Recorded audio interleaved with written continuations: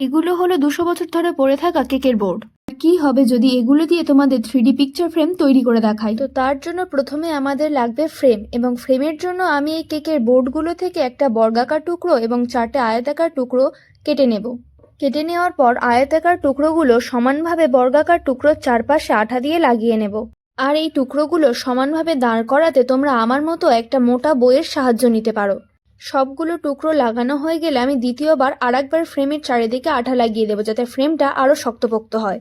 এবার তোমাদের মনে একটা প্রশ্ন আসতেই পারে যে এই জায়গা থেকে ভিডিওটা এত স্পিডে কেন দেখানো হচ্ছে? কারণ আমি যে কাজটা করি সেটা একবারে কখনো ভালো হয় না, আর আমি শিওর এটাও ভালো হবে না। কি বিশ্বাস হলো না তো আমার কথা?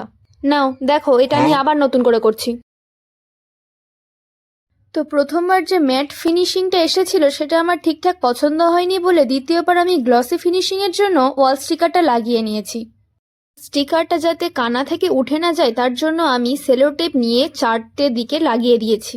এই ফ্রেমটাকে ঘরের দেওয়ালের মতো লুক দেওয়ার জন্য আমি একটা গোলাপি কালার পেপার কেটে নিয়ে নিচের দিকে লাগিয়ে দিয়েছি। উপর থেকে প্রেস করে হাওয়াগুলো বের করে দিয়ে এবং সবশেষে একটা লেস লাগিয়ে নিলেই আমাদের ফ্রেম হয়ে যাবে কমপ্লিট। এবং ভালো লাগলে একটা লাইক এবং পরবর্তী পার্টের জন্য অবশ্যই সাবস্ক্রাইব করে দিও।